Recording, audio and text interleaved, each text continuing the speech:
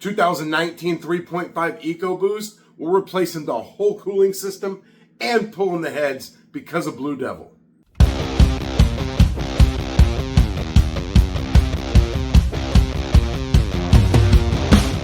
Nuts and bolts with Tone here, guys, and today I have a 2019 F-150 with a King Ranch 3.5 EcoBoost, and this vehicle came in initially with a coolant leak and overheating.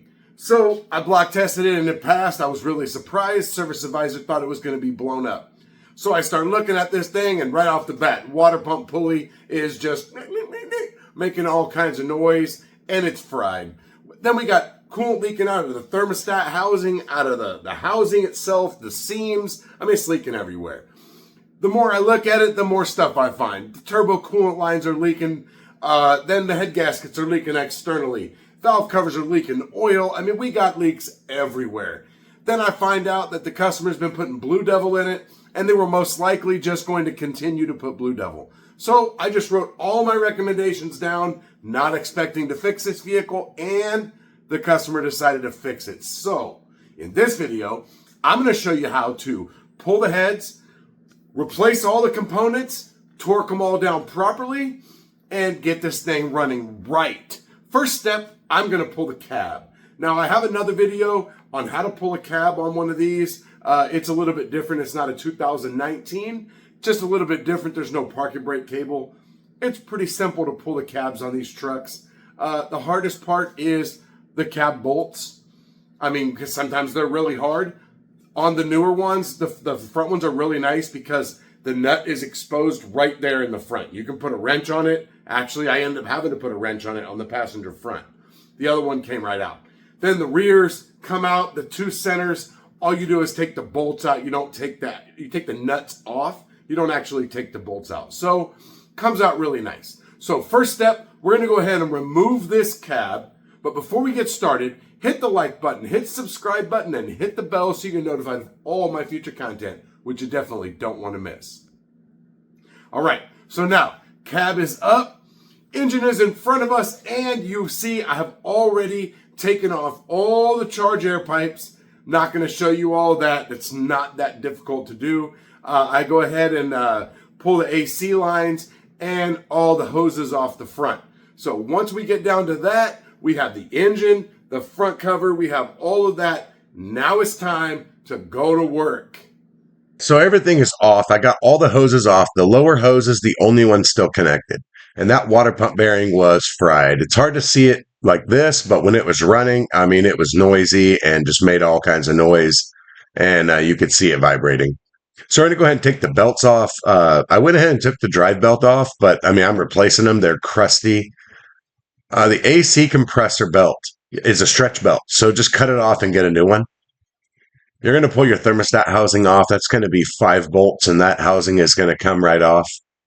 Now, there's all kinds of ways to do this. You could pull your intake first. You could pull your harnesses first. I'm just starting on the front just because it's easy. Now, that little housing I just pulled off, that goes onto the water pump, and you're just going to have a seal when you're all done for that little housing. Yeah, you can't really see it there, but man, that bearing was fried. And we're going to be putting a new water pump assembly from Ford on there. You're going to go ahead and take off your AC lines, get those out of the way.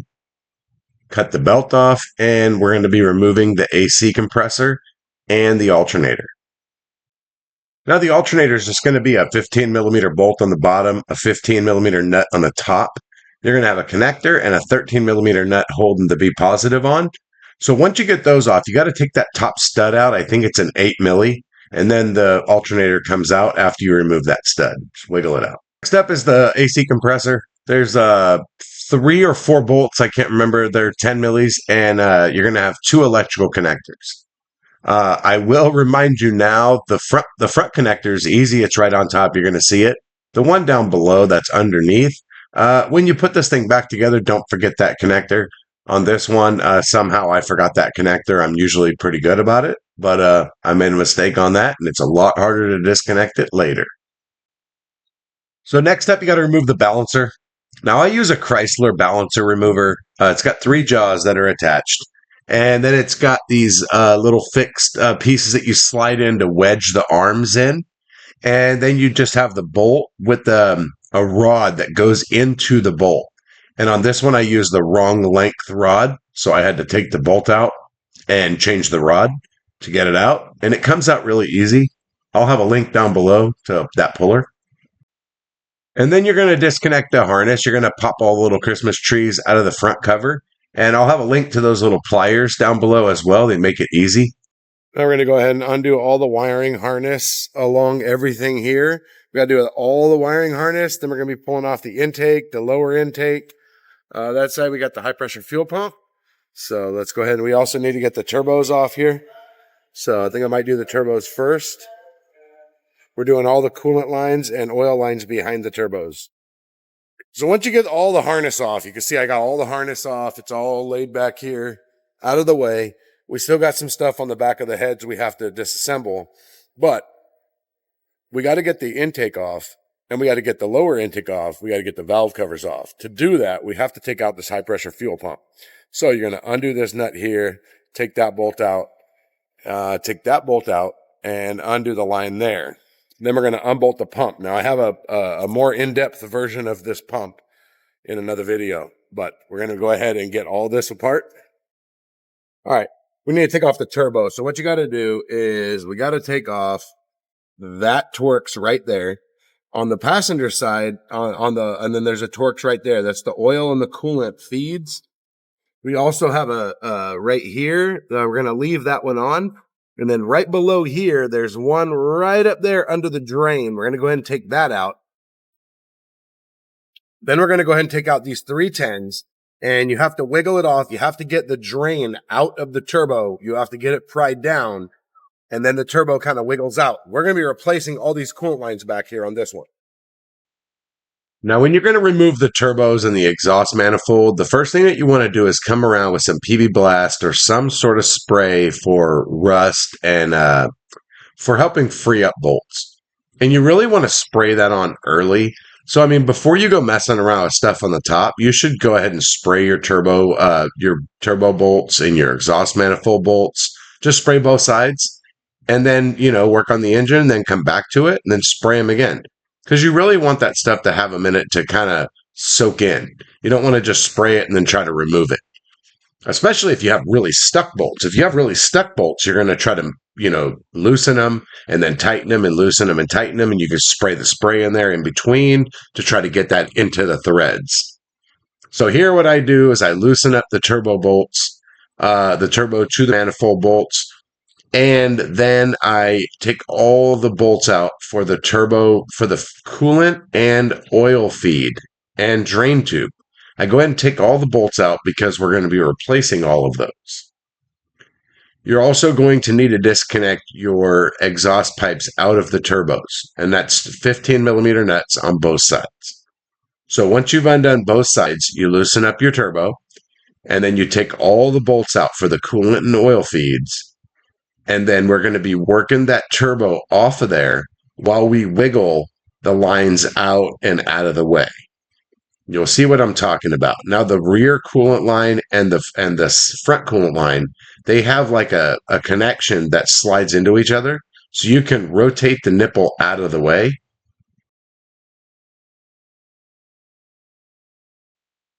Now, I will say getting it out is a lot harder than putting it back in. It's when you're wiggling it out, you've got all your lines, they're connected.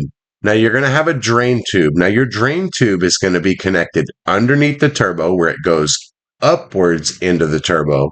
And then you'll have the drain tube, the other end that goes into the block down at an angle. So you can do this many ways. You can pull the drain tube out of the block. You can pull the drain tube out of the turbo. And then you can see that fitting that coolant line on the left there, it looks like it's not attached to anything because it's not. It's pulled out of it's a two-piece line. And the other coolant line that goes up to the block on the front, that is also a two-piece. So the end that the bolt goes through actually can spin. So you're going to have to pull your coolant and oil lines out of the block on both sides and both ends and disconnect it from the turbo. And then you're kind of just wiggling the turbo and it's kind of stuck in the exhaust pipe. It just like it's fighting it in all angles and everywhere you turn. It's a lot easier to reinstall than it is to get it out. Everything just really tries to hang on for dear life. A little more work and it's out. And then we're going to take the exhaust manifolds off. Now, your Ford kit will come with all new studs and nuts for your exhaust manifolds. I break all that loose by hand, and then I zap it off. I don't like to hit exhaust stuff with a gun right off the bat.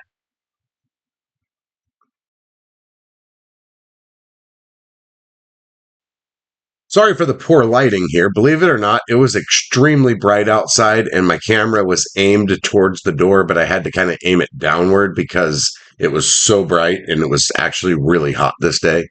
But here I disconnected the high pressure fuel pump supply line, which was the hard line. They're going to throw that away and get a new one. And when you loosen your high pressure fuel pump, you're just going to go back and forth because there's a big spring there and it's fighting it. And if the cam lobe is on the up position, then it will really be fighting it. And once you get that out, you get your mounting plate out.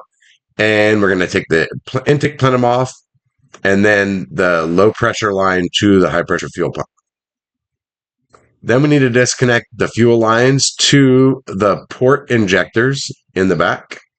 And we're going to take our port injectors out. Now, those are just going to be 8mm bolts, and it's going to come out as an assembly. Easy peasy. Then from here, we're going to go ahead and take the valve covers off. Just 8mm all the way around the perimeter. And the bolts are encapsulated in the valve covers. And you want to work the valve covers side to side and front corner to back corner, and it will pop off. It's plastic. Be careful. All right, valve covers are off. All we have left is the back of the heads and the GDI injectors in the middle and the front. So we're going to go ahead and knock off this front cover. You don't have to worry about timing right now. We're going to go ahead and knock it off, and then we'll roll it over, and we'll get it in time. All right, once you get the cover off, we're going to go ahead and turn the engine over until the passenger exhaust cam is around 90 degrees. It's like not 90, but around 12 o'clock. This one's going to be pointing that way, and we're only disassembling right now, so you're going to need a kit like this. I'll put a link down below. It's going to be these tools here. And what you're going to do is you're going to put it on here, and you're going to roll the engine over until, look at that, it fell right in. Let me show you. So what we got it in the perfect spot. It rolled right in on those humps there. And so what that does is that holds these two cams into position so we can go ahead and take this chain off. And once we get this chain off, we're going to have to do something different to get that side off. Putting it back together is a little bit different, but taking it apart, this is how we're going to do it.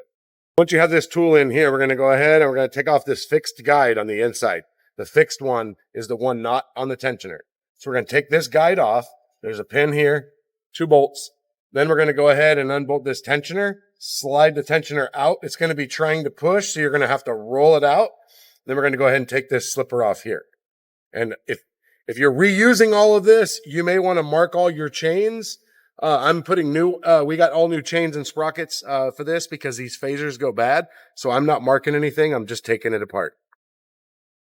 Now, the best thing to do is to replace these phasers when you're doing this job because these phasers go bad. And so I'm going to go ahead and zap them off now because we're putting new ones. And what you need, I use this Carbine Tools. And what you need is a Torx Plus 55. Now, a plus means that these are more rounded instead of pointed. I have a full video on this whole front job here. We're going to use this, and we're going to use a gun, and we're going to go ahead and break them loose and get them off of here. We'll disassemble this in a minute. We're going to leave that on. Now we're going to roll this one over until this cam is at the 12 o'clock position, and we should be able to put the tool in. Now, I should add, if you have a bad phaser, then your cams won't line up. You're going to do the same thing to this side. You're going to take the fixed guide off first, then you're going to take your tensioner. Now, your driver's side is going to be different. You're going to have a studded bolt there. This is for the guide, for the fixed guide for the passenger side. You're going to have 2 bolts, and there's going to be a gasket. This one does not have a gasket, only this one. And then we're going to go ahead and slip the chain off and take this slipper off. Another thing to note is once you take your chain off, if your sprocket moves and you've got the cams locked in, then that phaser's bad. So this phaser twisted like that, which the last one I did, this is the exact one that was bad, I believe. Pretty sure it was this one. But anyways, so you're going to want to replace, see, look at that. This is no good. This is no bueno. When you can do this, it's no good. So once you've got your chain off and your VCT units off of here, you can go ahead and remove the special tool. And we're going to go ahead and we got to take this one off first. So we're going to have these 8mm bolts. We're going to pull this unit off together. And then we can go ahead and loosen up the bearing caps. What you want to do is you want to loosen it up a little bit, loosen it up a little bit, loosen it up a little bit, and kind of walk it back and forth. You don't want it to go like that. You want to kind of bring it up together. So you're going to break them all loose, and then I take like a little zapper gun, and I just go zap, zap, zap, zap, zap, zap, just quick, quick, quick. And then the camshafts come up evenly together. And then we can go ahead and get all of our rockers out of there and get our lifters out and get this ready to send to the machine shop. So when you remove your cam holders and all that, you're going to have a bucket here for the high pressure fuel pump, and it's going to come out when you take this out. So once you get all these out, you want to go ahead and remove all your lifters, your lifter rockers, and keep them in order of how they went. So this job goes like this. This is the front. Obviously I have the VCTs up there, but so everything for this head is right here. And then when I look at the cart, I know this is in the front. So this is the left side, well, technically the right side, but the left side when I'm looking at it from the front. And then I'm going to put all of the other side here. So the GDI injectors are going to come out with the heads. So what you're going to do is you're going to come back here and you're going to take this fuel line off here. Now this fuel line and the one that connects to the high pressure pump over there, you have to replace those. So you're going to disconnect both of the connectors that go to the fuel lines. So you're going to have a connector here, and a connector here. You're going to disconnect both of those, and that is an independent harness for each fuel rail.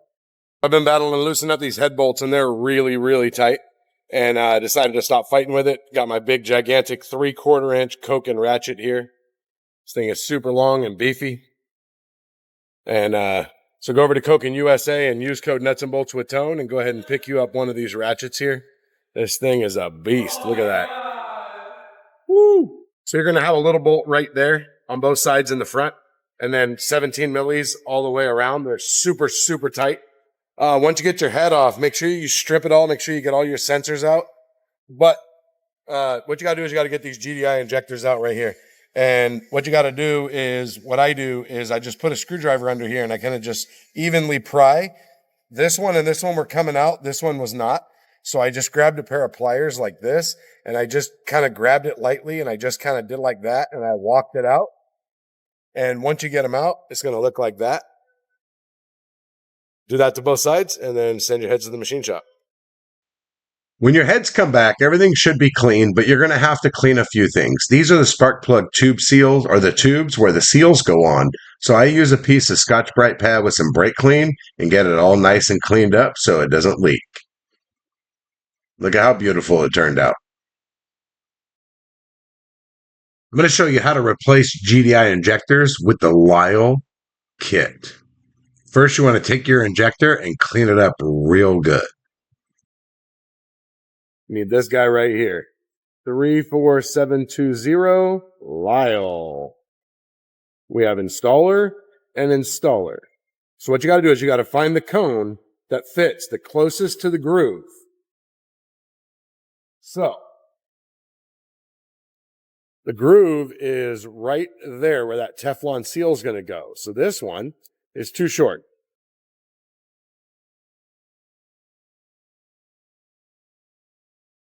This one is too long.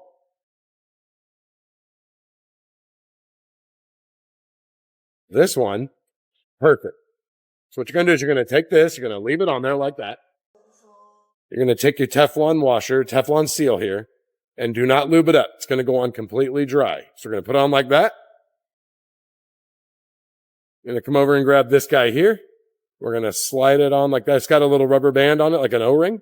You're going to take this, you're going to slide it there, and you're going to slide it up until the seal drops in the groove. See how it's in the groove? Now, it's too big. So now we got to resize that to fit in the hole. So you're going to take the number 312, knurled side towards the injector, that way. You're going to pinch the seal in several places. Now we're going to go ahead and slide this on up, and we're going to leave it for 1 minute. We're going to twist it off. Now it's a little bit, see how it's closer? It's not as big. Now we're going to take the number 310. We're going to take the 310 and we're going to slide it on here and we're going to twist and push. 1 minute. Now you're going to twist and pull. And now you can see that seal is the same size as the injector.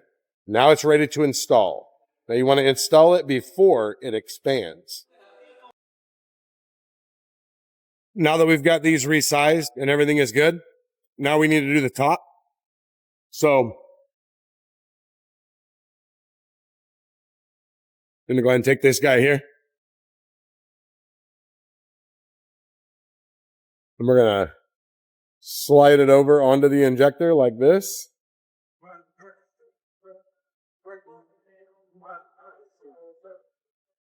Just like that.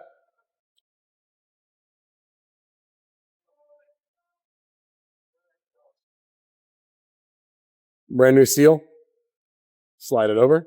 We're going to lube this before we put it in. Do not lube this. No lube whatsoever.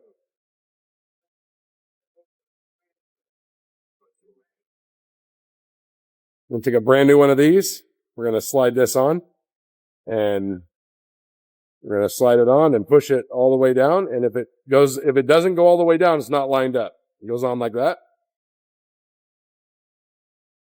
Once you've got all your injectors, all your seals on, and your lower seals are sized and ready to go in, you're going to go ahead and lube up just the top O-rings. That's it. And we're going to go ahead and just kind of twist the injector as it slides in. But you can only twist for a short time because then that metal bracket has to line up with the fuel rail. So then you're going to be pushing it straight in. And we want to lock it in and make sure that you connect your connector and lock the tab for each injector because these are in the valley. If you put this on and you mess this up and the connector isn't on right, you're going to have to take off the intake and do a big job. So you're going to pretty much get that lined up. There's a notch on the injector that has to slide into an opening on the fuel rail. And that's how you know you have it in place. And you shouldn't be able to spin the injector side to side. Again, connect that connector, lock the clip.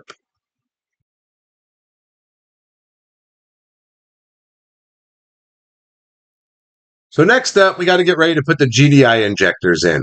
You want to make sure that your ports in the head are really clean where these GDI injectors go. And that was not the right hole. That was where the port injectors go. Now, remember I told you not to lube those GDI injectors, the lower Teflon seal. They need to go in completely dry. So you're going to set it in the hole, and your kit from Ford is going to come with all brand new bolts. Now, once you've sized your injectors and you have that all ready to go, you're going to set it in place. You're going to get all your bolts in, and you're going to slowly go back and forth, and it's going to evenly pull those injectors down. You do not want to cockeye these injectors because since you're putting your seals in dry, you could tear the seals and then you'll have a leak. Now you're going to torque this rail to 89 inch-pounds plus 45 degrees on all the bolts. Once you've got that done, then you're going to make sure you do your other head and then your GDI rails are installed and ready for the heads to go in. All right, passenger side head, go ahead and put your cylinder head temp sensor in, your cam sensors, your heat shield in the back, and this one will be ready to go on. All right, so make sure you get the right head gasket. And I don't mean the right hand, I mean the right one, the correct one. Best way to do is to lay your head gaskets out the way they came off. There's that one. You put it on top of there. You make sure everything lines up. This is a Motorcraft set, so I'm not worried about it. I know it's going to be right. So we're going to go ahead and put this guy on. Make sure everything's clean. Give it a wipe. Set it on.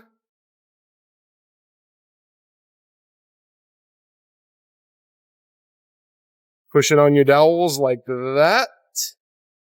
Just like that. It should fit. It should come all the way to the end.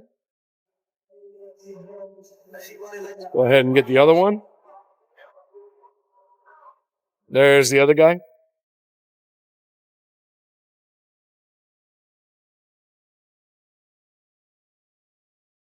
Already wiped this one on. Make sure your dowels are in. Right there and right there. And now, I'm going to go ahead and push this on the dowels. And now the head gasket is in place. And now we're going to set the heads on.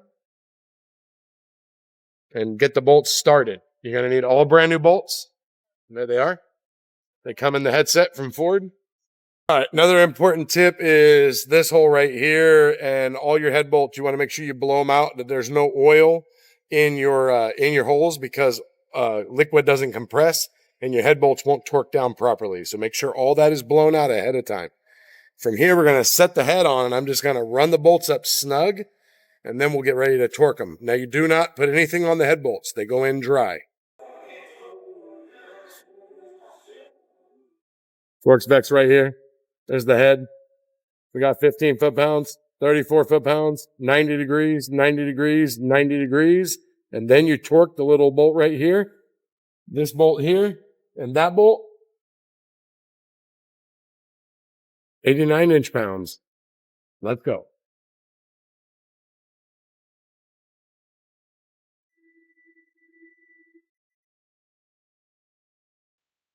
Now, what works perfect for this was I have these extra deep Sunex Tools sockets, and it worked perfect. The 17 millimeter went right above the head, right above the spark plug tubes, and it worked out great.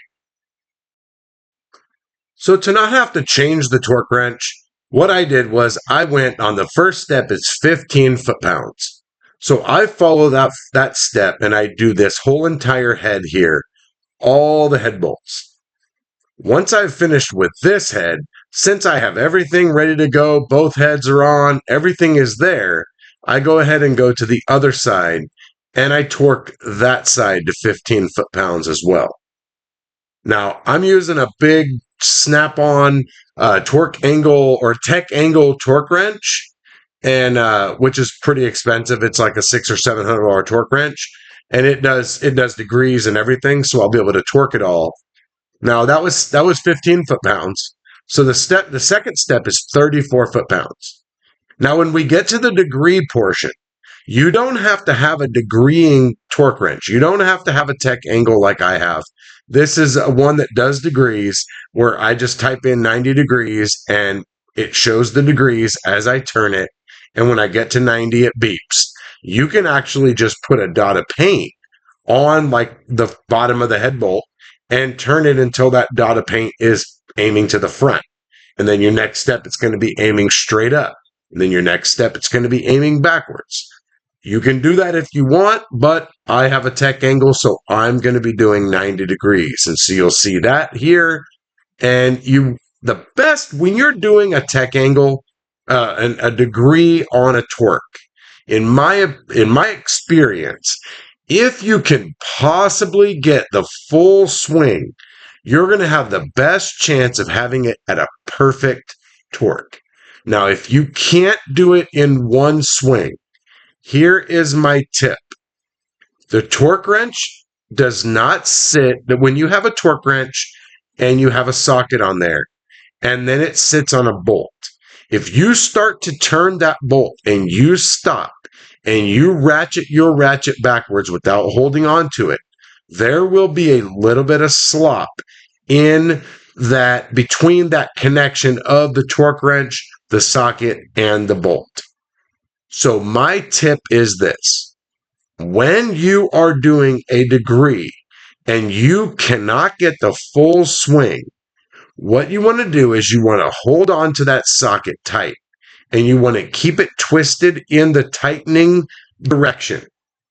So when you ease up on the torque wrench to ratchet the torque wrench, when you bring it back, it's at the same exact tension that it was before. And then you lose no degrees when you're torquing it. Now, will this make a difference if you don't hold on to the socket? No, not necessarily. Maybe you'll lose a degree or two. I really don't think it makes a difference. But when you're torquing heads on, it's so important that it is perfect that you don't want to take a chance. So I don't like to take any chances. I hold on to that socket. On the driver's side, you'll see that I was able to get the full swing out of all my turns. But on the passenger side, it's a little bit different because of the way that the torque wrench is, the way I'm in the truck, the spark plug tubes, all that. So since I did the foot pounds on each one, 15 foot pounds on one, 15 foot pounds on the other, and then I believe it was 34 and 34, I went back and forth. But now that I'm doing the angles are all the same. So it's 90, 90, 90 per head. So I'm just going to go ahead and finish off this head, and then I'm going to roll over to the other head. So now one thing that when you're torquing head bolts and when there is a degree in the spec, so like the first step was 15 foot pounds, and the second step was 34 foot pounds, and the next step was 90 degrees, then 90 degrees, then 90 degrees. What you're doing is you're stretching those head bolts. So those head bolts they're called torque to yield, and you're stretching them. And that's why you have to use new head bolts when you're done, because you've stretched the threads when you torque it. All right, so now that we got the heads torqued on, now we need to build our valve train and we need to get everything in. So we need to lubricate all the lifters and put all the lifters in the holes. And then we're going to be setting the cams in. We're going to put the cam caps on and get that all torqued up on both sides. So you're going to want to get like one of these little oil cans are real nice with a flexible tip, so you can turn it over and you can spray oil on stuff without having to tip the can. It actually works really well too when you're doing a compression test. If you have to do a wet test and you need to put a little bit of oil down on the cylinder, you can just bend it down and give it a little squirt, and then there you go. Now you're going to want to lubricate. Now the first set I put in, I lubricated while I was putting them in. This set here, I lubricated them all on the cart, then I picked them up in my hand, and then I came over and set them in place. And now the other thing I'm doing is I'm lubricating the top of the valve where the rocker arms sit on top of the valves. And then you're going to want to put a little bit of dab of oil on all your cam journals because we're about to put the cams in. And you can also use assembly lube. So sometimes I use assembly lube, sometimes I use oil. It really just kind of depends on how I'm feeling that day. Assembly lube is probably a little bit better. It's thicker, it stays in place more, but oil works just fine. So now you're going to set your cams in here. And you want to line up your cams, your dowels. I'll show you that in a second. We're just setting them in place right now. And then you're going to put a dab of oil on top of the cam lobes. I mean, not the cam lobes, but on where the cam journals are, where your bearing caps are going to sit. So that way everything is lubricated. And that's how you want your cams to sit on the driver's side. So all your caps have a number and an arrow pointing to show you which way they go? Then you're just going to slowly tighten your cam caps down just a little bit here, a little bit there. You want to bring your cams in together evenly. You don't want them to cockeye. You don't want your bolts to go in crooked. You just want your cams to pull down evenly with no issues. So the service information actually has you install your lifters with no rockers on, then install your cams, then move your cams to top dead center, and then use a tool to put the rockers in. I don't do that. We're going to have to fight rocker arm tension to get the cams moved, but we're going to go ahead and torque it. Now, this is how your left-hand cam should be, about like that. This one should be around 12 o'clock. And we're going to go ahead and torque these rockers to 8 Newton meters or 71 inch-pounds plus 45 degrees. And here's the procedure for torquing the rocker arms. You're going to install the right-hand side like that. And you want to make sure that your high-pressure fuel pump mounting is that the notch is down like that. Don't worry about putting your bucket in yet. So we got all the valve train bolted up now. Now you are going to want to put new phasers on this. So this is the intake one right here. This is the updated one. And then this is the exhaust one. Now you want to make sure that you line up your bolts, that you make sure that you have the correct bolts. So in your Ford kit, it's going to come with 4 short bolts and 4 long bolts. You want to make sure you have the right ones. This one is the long one. So all I'm doing is just hanging the sprockets up here so I can get the engine timed. I'm not going to show you how to time this engine because I have a full video. I'll drop a link right there on how to time this engine. So when your cams are all installed, you want your driver's side to be approximately like this. You want this, the exhaust to be at 12. And then this one should be slightly offset. We'll fix that when we go. But this one here is a lot different. So the exhaust you want at 12 and the intake you want at that position. Here's the problem with this side. This side, they have the cams installed upside down if you follow the repair information. So what I do is I put the tool in here and I slowly torque all the cams down with the tool in so it holds them in place. So I know it's where it needs to be. Because this is an interference engine. If you put these sprockets on upside down and you turn it, your valves will push against the pistons and then you will make contact. So right now, my phasers aren't torqued, but they're in place to kind of show you this is exactly where they're supposed to be, like that and like that, because I have the tool on here. This side, I have to move this one to line it up. Now at this point, the cams are all locked in, they're torqued in, everything's good. Now we're going to put the chain on, and I have a link to that whole video on how to time this whole engine. So once you've got your engine timed, we're going to be putting the timing cover on. But before we do that, remind you of something so you don't forget. So with the engine timed, this cam lobe here is on its side where the high pressure fuel pump goes. And you see we have this notch here at the bottom. So what you're going to want to do is you're going to want to get a little bit of oil here and go ahead and squirt it on the cam lobe, okay, like that.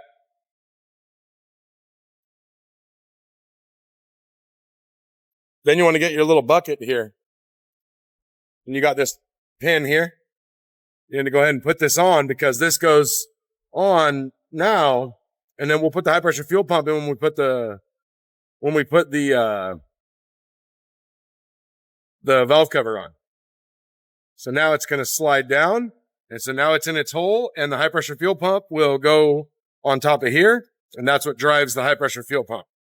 Get ready to put the timing cover on. That's where you're going to put your silicone on the sealing surface there. It's going to look like that. You want to put your seals in. So this is actually, so that's the sealing surface to clean. This is the surface where you want your silicone. Just like that, to the inside edge of all the bolt holes. And then where those dots are, I'll show you on the engine what that's talking about. And then also on these, where these studs go through. And then here is a picture of the numbers. So I'll just kind of sit there. If you want to pause that, you can look. If you want to do a torque sequence. Your timing cover bolts are going to be 15 foot-pounds plus 45 degrees. There's 24 of them. So what I do is I put the silicone on the timing cover, and then right here where the head meets the block and where the oil pan meets the block, I put a line of silicone across each of these seams. Right there, and right there to make sure it pushes into the seam so you don't get a leak. All right, so once you torque your timing cover on, what I do is I put a paint marker on each one. So I went around, torqued everything to 15 foot-pounds, and I went back and double-checked one more time. And then when I do the 45 degree, I put a paint marker on each bolt so that way I know. Especially if you're not removing the engine from the vehicle. You have bolts like that you can't see. So if you run around with a mirror, you'll be able to see you got paint marker on everything. And I counted them. There's 24 bolts. So I know this timing cover is torqued, no issues. Don't forget to put your stud back here and put the harness back on. Before you put your timing cover on, you make sure you lube this shaft up here. Put a new seal here, a new crank seal, a new seal down here for your oil pump. Lube all that up. And up here, you're going to want to lube up your oil control solenoids, your spark plug tube seals before you put your valve cover on. You're going to scrape out this excess silicone and put a dab of silicone on both sides, on each joint, on both heads. And then you're going to torque the valve covers to 89 inch-pounds. So here is a torque spec list of the whole vehicle. Should be just about everything you need right there. There you go. So on the driver's side, go ahead and put your your exhaust manifold on, get everything clean, put your manifold on, have all your lines connected. So you want to have the backside lines connected on the turbo. You're going to have one that goes right there, and you're going to have the drain, and then you're going to have this one, which is already on. So as you put your turbo on, you're going to go ahead and push this one in the hole, push this one in the hole, replace your drain tube before you put the turbo in. Put your drain tube in and just keep it loose here. Then you got to pop it up into your turbo here, put the bolt, tighten this, tighten that. Then this line here, your oil feed, this one snakes in after the turbo's installed. You're going to go ahead and slide it in here. It's going to come around the front. Go ahead and tighten all that down. Torque your turbo to 24 foot-pounds. And your exhaust manifolds are 19 foot-pounds. And then don't tighten this down until you get the other side on. So when you're putting your turbos on, you want to kind of loosely fit everything. You want to go ahead and get all your coolant hoses and oil hoses and make sure that everything fits. It's nice and snug. Go ahead and start your bolts before you torque the turbo down. So then once you've got all your bolts started, you've got your bolt in the drain tube, you've got your bolt down there in the drain tube, you've got all your connections on the engine here, you've got your bolts started. Then you go ahead and you work the turbo in. Work these bolts in so that way these connections don't cockeye. And then once these are snug and this is snug, go ahead and torque this down, tighten all those down. Now your turbo's installed. Now you're going to come over here and you're going to go ahead and put your 215s on each side, tighten up the exhaust. Now, one of the things I didn't show you was these valve covers. So there are seals here for the intake. There are seals here for the spark plug tubes, and there are seals here for your oil control solenoids. You need to replace all those, get those all done. And once you have those done, put your valve covers on. Now, from here, before you do anything else, you want to go ahead and put your port injectors in now. You're going to go ahead and take this fuel rail and replace these O-rings. Now, those O-rings came in a kit. If you get the Ford kit, or it comes in most head gasket sets. So you're going to have all your O-rings here. And this comes with a bunch of seals here for if you're not replacing things. This thing here, this thing had Blue Devil in it. This engine overheated. It had Blue Devil. The whole cooling system was full of Blue Devil. So I actually still have to flush the heater core, and I'm replacing the radiator. To give you an idea of what the Blue Devil did to this cooling system, that's the oil cooler. I was in the middle of this job. I actually was replacing the radiator hoses because of the Blue Devil. And as I was getting ready to put the cab down, I was replacing this lower radiator hose, and I found the bottom port of the oil cooler completely plugged. So if you're ever dealing with something that has Blue Devil in it, you want to be very careful, because this one clogged up this oil cooler, and this engine would have been fried if he had continued to drive it. So I'm replacing this whole thermostat housing because it was leaking here, it was leaking there. We have Blue Devil all throughout this system, so I'm replacing this entire assembly, which isn't a bad idea. It's not a good idea to replace thermostats on these because you have a plastic housing and a plastic housing, and it's torqued together. And anytime you have plastic and plastic, they can warp, they can twist, and if somebody's ever had it apart, maybe they didn't torque it right, and now it's going to leak. And that's from years of experience and trying to replace things on plastic housings. We don't do it anymore. So from here, this is the auxiliary water pump. This is for the heater. This one has failed, so we're going to put a new one of those on there. And I'm also putting new hoses because everything's full of Blue Devil. It's pretty nasty inside. So from here, you want to go ahead and put everything back together. You may want to reference back to your to your videos or photos that you took originally on how the wiring harnesses lay, how the hoses lay.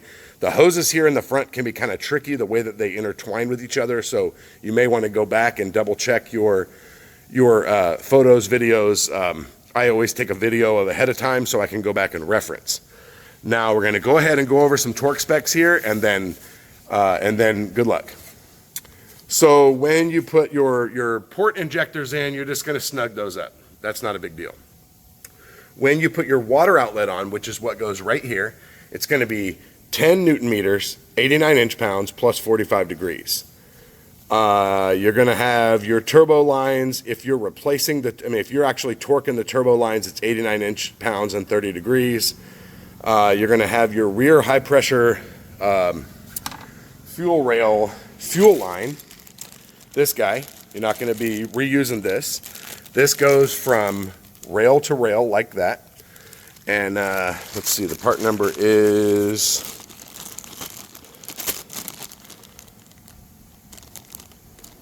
right there. And that's going to be 89 inch-pounds plus 30 degrees. Let's see, your water pump bolts are going to be 89 inch-pounds and 45 degrees. The little housing that goes on the water pump right there, that's going to be 89 inch-pounds and 45 degrees.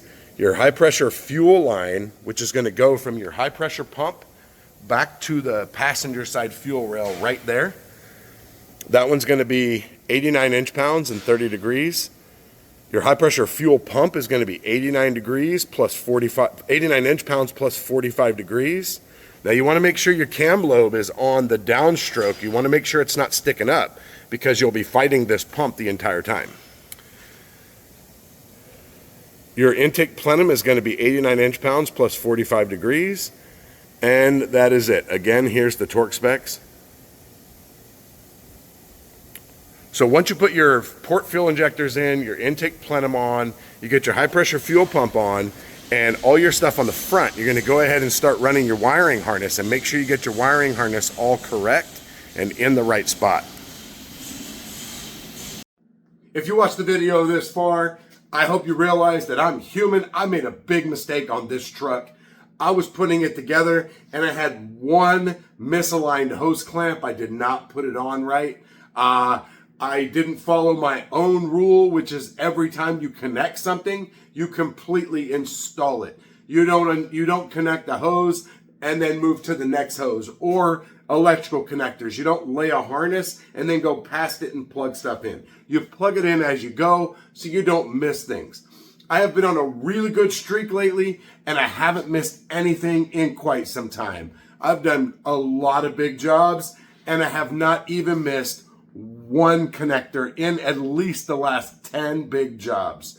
So this one bit me in the butt. Had the AC compressor connector disconnected, and I also had a turbo boost control solenoid stuck closed. That's what the code was. Got the AC plugged in, it's all good, but I kept getting this turbo boost controller solenoid code, and it really bugged me because it happened at the end of the day. I was about to go home, started the truck up, got it running, had these codes, and I had to go home wondering what it was.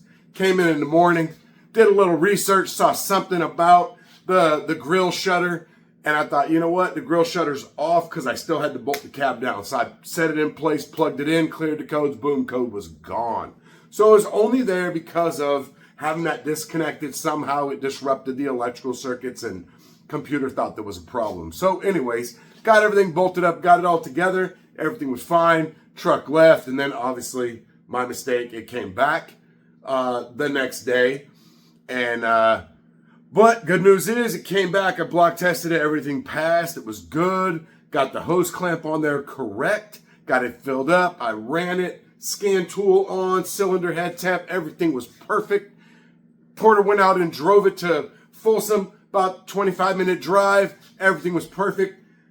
At the end of the day, a customer came to pick up their diesel, which I was servicing, and the F-150 was ready. So after all said and done, everything went good, but I did make a big mistake, and I'm human.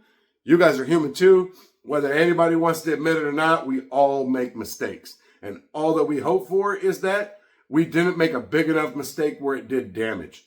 no head gasket damage. Everything turned out good, so I'm happy with that. And it didn't cost anything but coolant, so I didn't have to replace any parts or anything like that. So thanks for watching the video. And you know what? Drop a comment down below and let me know what kind of big kerfuffle you've had, or actually not a big kerfuffle, but what kind of kerfuffle you've had after a big job. Thanks for watching. I'll see you guys next time.